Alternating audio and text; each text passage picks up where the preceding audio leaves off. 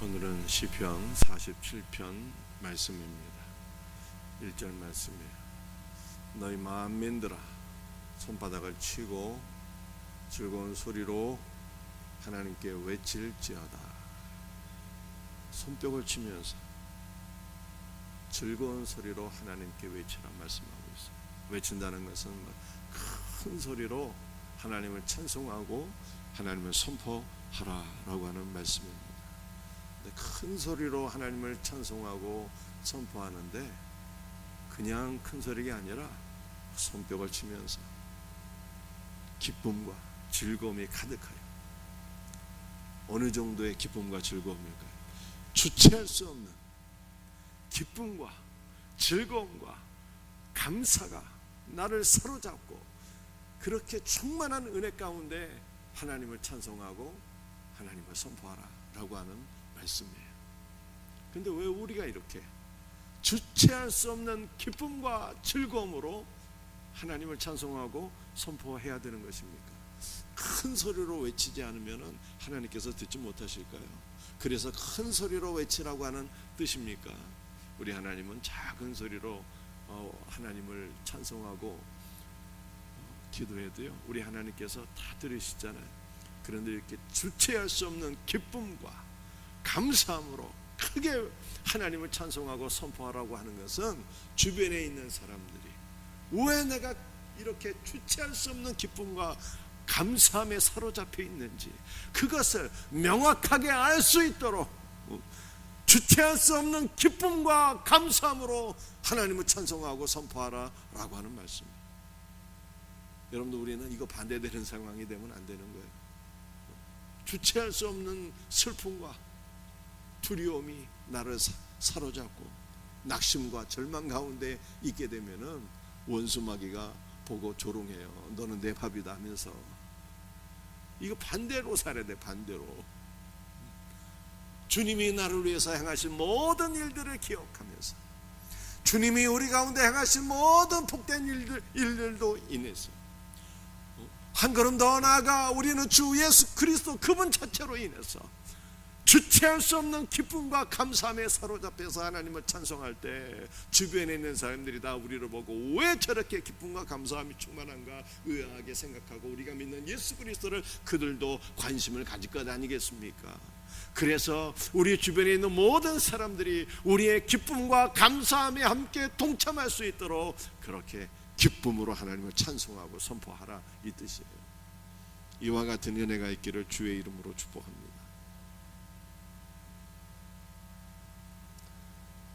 시편 47편 말씀은 주체할 수 없는 기쁨과 감사로 하나님을 찬송하는 거예요. 그런데 시편 47편 말씀은요 왜 우리가 주체할 수 없는 기쁨과 감사함이 있는지 그 이유를 쭉 말씀하고 있어요. 3절 말씀을 보면은 여호와께서 만민을 우리에게 나라들을 우리 발 아래에 복종하게 하시며 말씀. 원수들을 우리 발 앞에 다 복종하게 하시니까 우리는 승리자가 되니까 하나님 앞에 주체할 수 없는 기쁨으로 찬양한다. 그런 뜻도 되겠지만 이 말씀의 의미는 그것이 아니고 복종하게 하시며 라고 하는 단어가 원수가 내 발 밑에 무릎을 꿇어서 내가 짓밟고 내가 승리자가 되었다는 그런 뜻이 아니라 언약을 맺다 이 뜻이에요. 언약을 맺다. 세상 모든 열방, 세상 모든 백성들이 우리가 증거하는 말씀을 통해서 언약을 맺는 거예요. 복음을 듣고 주 예수 그리스도를 믿기로 결단하고 그러므로 하나님께서 그들의 하나님이 되어주시고 그들의 구원자가 되어주시고 그들의 주님이 되어주시는 이 언약관계가 성립되는 것을 의미하는 거예요. 여러분들, 예수를 믿어서 내가 구원을 받았는데 예수를 믿어서 우리 가정이 구원을 받았는데 여기에서 끝나는 것이 아니라 우리가 주의 말씀을 온 세상 만민에게 증거함으로 많은 영혼들이 주님 앞으로 돌아오는 영혼 구원의 역사가 일어나게 될 때 우리의 심령에는 주체할 수 없는 기쁨과 감사가 넘치는 거예요. 나를 통해서 한 영혼이 예수 믿고 구원받게 될 때 한 영혼이 주님을 만나고 변화되고 성장하는 모습을 우리가 바라보게 될 때 우리 안에는 세상이 줄 수 없는, 세상이 할 수 없는 신령한 기쁨과 감사가 충만하게 넘쳐나게 될 것을 믿으시기를 바랍니다.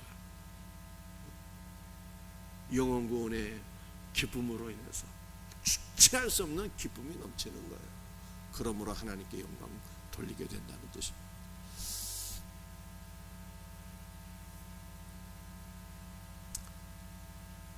4절 말씀입니다. 우리를 위하여 기업을 택하시나니 곧 사랑하신 야곱의 영광이다.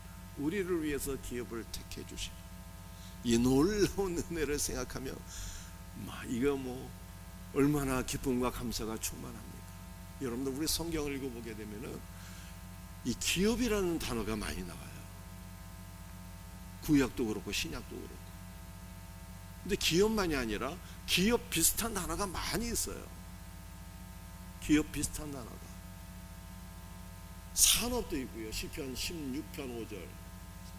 또 민수기 18장 20절 말씀을 보게 되면 기업 분기시라고 하는 단어가 2번씩 나오잖아요. 그러니까 기업도 있고 산업도 있고 분기도 있고. 또 레위기 20장 24절 말씀을 보게 되면요, 유업이란 단어도 있어요. 이 비슷한 단어가 많이 이렇게 성경에 나와 있습니다. 여러분들 이 기업, 산업, 유업, 분기는요 다 같은 것인데 의미가 각각 다른 거예요. 어떻게 차이가 날까요? 여러분들 이것을 민수기 18장 20절 말씀을 통해서 제가 설명을 드리겠습니다. 여호와께서 또 아론에게 이르시되 너는 이스라엘 자손의 땅에 기업도 없겠고 그들 중에 아무 분깃도 없을 것이나 내가 이스라엘 자손 중에 내 분깃이요 내 기업이니라. 이스라엘 12지파는 여호수아와 함께 가나안 땅을 정복했잖아요. 그래서 그 땅을 나누어 갖게 되었는데 어떻게 나누어 가졌는가 하면 제비뽑기로 땅을 나누어 가졌어요. 근데 아론과 그의 후손들은 땅을 분배받지 못했죠. 그러나 이스라엘 12지파는 제비뽑기를 통해서 가나안 땅을 다 나누어 가졌어요. 제비뽑기로 나누어 가진 땅이 바로 분깃이란 뜻이에요. 분깃. 분깃은 목이란 뜻이에요. 한 목. 제비뽑기를 통해서 가나안 땅의 한 부분을 받게 되었다는 거예요. 이게 분깃이에요. 그런데 이 분깃으로 받은 땅은요 절대로 다른 사람들에게 양도할 수가 없는 것이고 자녀들에게 상속을 해줘야 되는 거예요. 자녀들에게 자녀 손손 물려줘야 되는 거예요. 이것이 바로 기업입니다. 그런데 성경이 뭐라고 말씀하고 있어요? 민수기 18장 20절 말씀을 보게 되면 내가 이스라엘 자손 중에 내 분깃이요 내 기업이라고 말씀하셨잖아요. 이게 우리의 기업은 뭐예요? 우리의 기업은 주 예수 그리스도예요. 그분이 우리의 기업이신 거예요. 그래서 저와 여러분들의 사명은 무엇입니까? 우리의 기업이신 예수 그리스도를 우리 자녀들에게 물려주는 것. 이게 부모의 사명인 거예요. 우리 자녀들이 그리고 그들의 자녀들이 대대로 예수 그리스도를 믿을 수 있도록 주 예수 그리스도를 내가 우리 자녀들에게 물려주는 거. 이게 부모의 사명인 거예요. 사명 감당하는 부모들 되시기를 주의 이름으로 축복합니다. 산업은 뭘까요? 산업. 자, 제비뽑기로요 이스라엘 백성들이 가나안 땅을 제비 뽑아서 받게 되었어요. 이거를 자녀들에게 물려주면 기업이죠. 대대손손 물려주는 것이 기업이에요. 그런데 그 기업에서 살잖아요. 집을 짓고 살아요. 물려받은 그 땅을 경작해서 밭을 일구고 농작물을 재배해서 먹고 살잖아요. 먹고 살. 이게 산업입니다. 그런데 시편 16편 5절에 뭐라고 말씀하고 있습니까? 여호와는 나의 산업과 나의 소득이시니 라고 말씀하고 있어요. 그러므로 우리는 주 예수 그리스도를 상속받아서 어디서 산다는 뜻입니까? 예수님 안에 거하고, 예수님이 나의 집인 거예요. 예수님 안에 거하고, 내가 예수님으로부터 나는 모든 것을 먹고 마시고 살아가는 거예요. 예수 그리스도 안에 있는 모든 풍성이 나의 풍성이 되어서 주님의 놀라운 풍성을 우리 일평생 누리고 사는 거예요. 이게 바로 예수 그리스도는 나의 산업이다, 이 뜻이에요. 유업이 있네. 유업이 무엇인가? 레위기서 20장 24절 말씀. 유업. 젖과 꿀이 흐르는 땅을 너희에게 주어 유업을 삼게 하리라. 여러분들, 예수님이 우리의 기업이 되었어요. 예수님이 우리의 산업이 되었어요. 우리는 예수 그리스도 안에 있는 모든 풍성을 다 누리며 살게 되었어요. 그런데 예수님 안에 있는 모든 것이 우리에게 어떻게 주어지게 되었습니까? 주 예수 그리스도의 죽음을 통해서 주어지게 되었어요. 예수 그리스도께서 죽으시고 부활 승천하셔서 성령 안에서 우리 안에 임재하셨고 우리의 기업이 되셨고, 우리는 주 예수 그리스도 안에 거하고 예수님 안에 있는 모든 충만을 다 누리게 되었잖아요. 이것은 예수 그리스도의 죽음으로 이루어졌다. 유업은 유산이란 뜻이에요. 그러니 하나님께서 나를 위하여 주 예수 그리스도를 기업으로 상속받게 하시고 예수 그리스도 안에 있는 만복을 다 누리게 하셨으니 이 어찌 기쁘고 즐거운 일이 아니겠습니까? 주체할 수 없는 기쁨과 감사로 하나님께 영광 돌리고 찬양하라는 거예요. 예수님이 나의 기업이 되고 나의 산업이 되고 나의 유업이 되셨기 때문이다 라고 하는 것을 말씀하고 있는 것입니다. 여러분들이 정말로 기가 막히게 놀라운 은혜의 말씀이 아닐 수 없어요. 시편 47편 5절, 이 말씀 우리 한번 같이 읽어보십시다. 5절 말씀. 하나님께서 즐거운 함성 중에 올라가시며 여호와께서 나팔 소리 중에 올라가시도다. 깨달을 수 있는 은혜가 있기를 주의 이름으로 축복합니다. 여러분들, 여호와께서 즐거운 함성 중에 올라가신다는 것은요, 언약궤가 시온성 안으로 들어가는 것을 의미합니다. 다윗이 왕이 되었어요. 그 시온산에다가 다윗 궁을 건축하게 되었습니다. 다윗이 왕이 되고 시온산에 자기의 왕궁을 건축한 이후에 첫 번째로 한 일이 무슨 일인가 하면은 언약궤를 모셔오는 일이었어요. 언약궤가 여러 가지 과정을 거쳐서 이제 드디어 다윗궁 안으로 들어가게 됩니다. 그때 제사장들이 뿔나팔을 불고 언약궤를 다윗궁 안으로 모시는데 언약궤가 올라오는 것을 바라보면서, 여러분들이 이 다윗의 궁궐은 시온산에 있잖아요. 시온산에 있는 거예요. 그래서 언약궤가 시온산으로 올라가는 거, 올라가. 근데 다윗이 그 모습을 바라보면서 얼마나 기쁨과 감사함이 충만한지 막 춤을 췄어요. 얼마나 이 기쁨이 충만해서 열정적으로 춤을 췄는지 허리띠가 풀어지는 것도 모르고 바지가 내려가는 것도 모르고 그렇게 기쁨으로 하나님을 찬송하게 되었어요. 이것을 보여줘요. 그런데 다윗이 언약궤가 다윗궁으로 올라가는 것을 보면서 왜 그렇게 기쁨과 감사가 충만하게 되었을까라고 하는 거예요.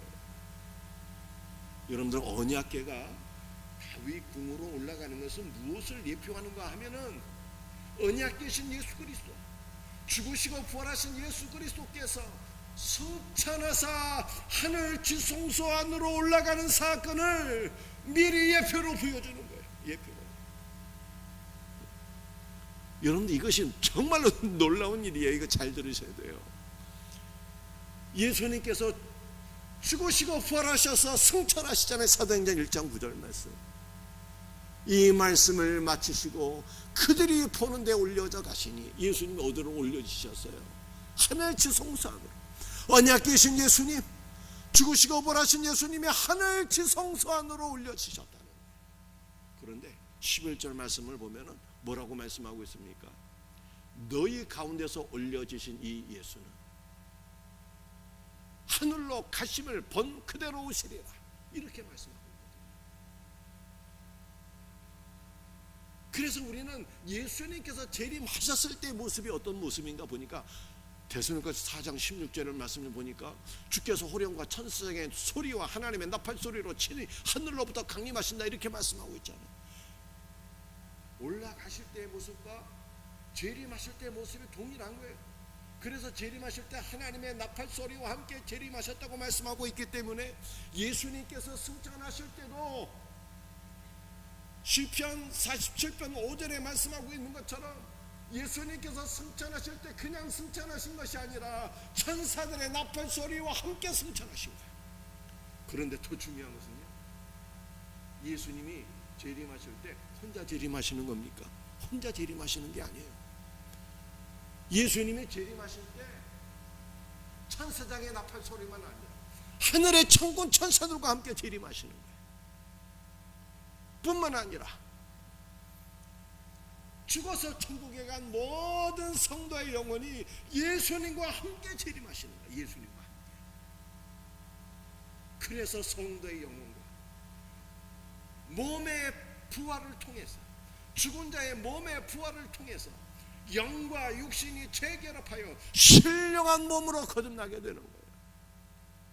그러므로 주님과 함께 새하늘과 새 땅에서 거룩한 새 예루살렘에서 영원한 생명을 누리는 것 아니겠습니까? 자, 그런데 여기서 우리가 한 가지 중요한 포인트가 무엇인가 하면은, 예수님께서 승천하실 때의 모습과 재림하실 때의 모습이 동일하다고 말씀하고 있잖아요. 사도행전 1장 11절에 그냥 예수님께서 재림하실 때 천군 천사와 함께 재림하시고, 재림하실 때 막 이미 죽은 성도들, 하늘에 가 있는 성도들의 영혼, 그 영혼들과 함께 재림하신다는 것은요, 승천하실 때 어떻게 승천하셨나요? 예수님 혼자 승천하신 것이 아니라 많은 영혼들과 함께 승천하셨다는 거예요. 많은 영혼들과 함께. 정말 예수님이 승천하실 때 혼자 승천하신 것이 아니라 많은 영혼들과 함께 승천하셨을까요? 성경이 그렇다고 말씀하고 있어요. 에베소 4장 8절 말씀. 그가 위로 올라가실 때에 사로잡혔던 자들을 사로잡으시고 함께 승천하십니다. 사로잡혔던 자들은 누구입니까? 원수 마귀에 사로잡혔던 자들, 죄와 사망의 노예가 되었던 자들이, 원수 마귀에게 사로잡혔던 자들을 주께서 다 사로잡으시고 우리들을 주님의 자녀로 취하시고 함께 승천하셨다는 거예요. 그러므로 여러분들, 우리가 예수님과 함께 죽었잖아요. 예수님과 다시 살아났잖아요. 그런데 예수님께서 승천하실 때 우리도 같이 승천한 것이고, 에베소 2장 말씀을 보니까 예수님께서 보좌 우편에 앉으셨을 때 우리도 보좌 우편에 함께 앉은 곳이다 라고 말씀하고 있어요. 예수님께서 승천하실 때 우리도 함께 승천해서 하늘에 속한 자가 되었다는 거예요. 그래서 하나님께서 우리를 취하시고 함께 승천하셔서 보좌 우편에서 앉으시고, 그리고 다시 이 땅에 우리를 보내주셨다는 거예요. 이것이 에베소 4장 11절 말씀입니다. 다시 우리를 이 땅에 보내주셔서 어떤 사람은 목사로, 어떤 사람은 사도로, 어떤 사람은 선지자로, 어떤 사람은 전도자로, 어떤 사람은 봉사자로, 주께서 교회의 직분자로 다 세우셨다는 게, 그게 누구입니까? 바로 저와 여러분이에요. 그러니까 왜 우리가 기쁨이 충만해서 찬송을 해야 되는 것입니까? 우리 예수님께서 승천하실 때 우리도 같이 승천했기 때문에 그런 거예요. 다윗이 바지가 벗겨지는 줄도 모르고 기쁨에 충만해서 찬송했던 것은 예수님께서, 언약궤가 되신 예수님께서 지성소 안으로 들어가실 때, 죽으시고 부활하신 예수께서 하늘 지성소로 올라가실 때 다윗도 함께 올라가게 된 것을 바라보면서 기쁨이 충만해서 찬송한 거예요.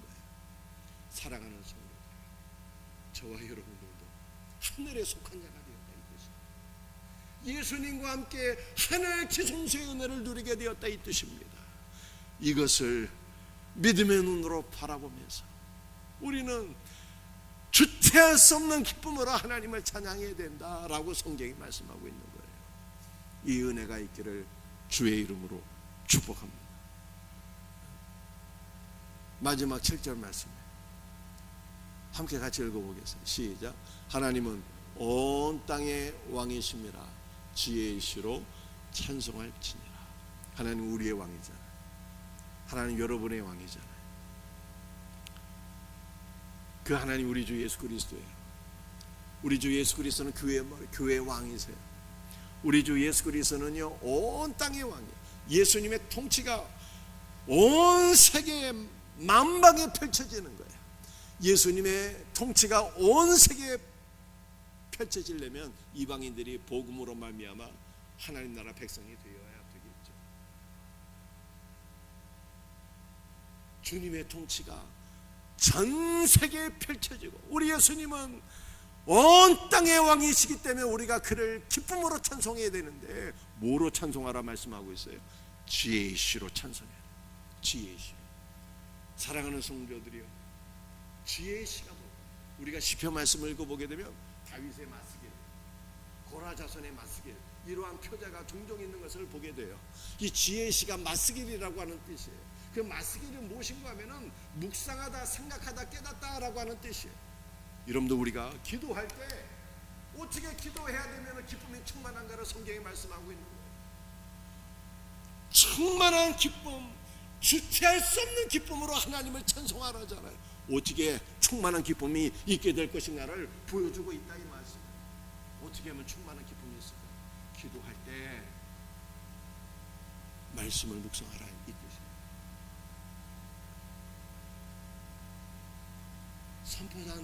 선포된 그 말씀, 여러분들이 들은 그 말씀, 여러분들이 읽고 은혜 받은 그 말씀을 다시 묵상할 때, 그 말씀을 깊이 생각하고 그 말씀을 반복해서 깊이 생각하게 될 때 더욱더 깊은 은혜를 깨닫게 되고 주님의 말씀을 다시 깨닫게 될 때 충만한 은혜가 넘쳐나서 기쁨으로 하나님을 찬송하게 될 것을 믿으시기를 바랍니다. 주체할 수 없는 기쁨으로 하나님을 찬송하래요. 그 기쁨은요 말씀에서 나오는 거예요. 말씀을 묵상하셔야 돼요. 기도할 때 소만 구하지 말고 말씀을 묵상하고 말씀을 깨닫고 말씀을 붙잡고 기도할 때 주체할 수 없는 기쁨으로 하나님을 찬양하게 될 것을 믿으시길 바랍니다. 이 은혜가 있기를 주 예수 그리스도의 이름으로 축복합니다. 기도하시겠습니다. 아버지 하나님 감사합니다. 우리 사랑하는 성도들, 세상이 알 수도 없고 줄 수도 없는 주체할 수 없는 기쁨으로 하나님을 찬송해서 많은 사람들이 왜 저들은 큰 기쁨 가운데 있는가를 보게 하시고 알게 하시고 우리의 기쁨에 동참할 수 있는 은혜가 있게 하여 주옵소서. 주체할 수 없는 큰 기쁨은 주님의 말씀을 묵상할 때 말씀 안에서 기쁨이 나오는 줄로 믿습니다. 이 충만한 기쁨이 우리에게 넘치게 하여 주시옵소서. 예수님의 이름으로 감사하며 기도드립니다.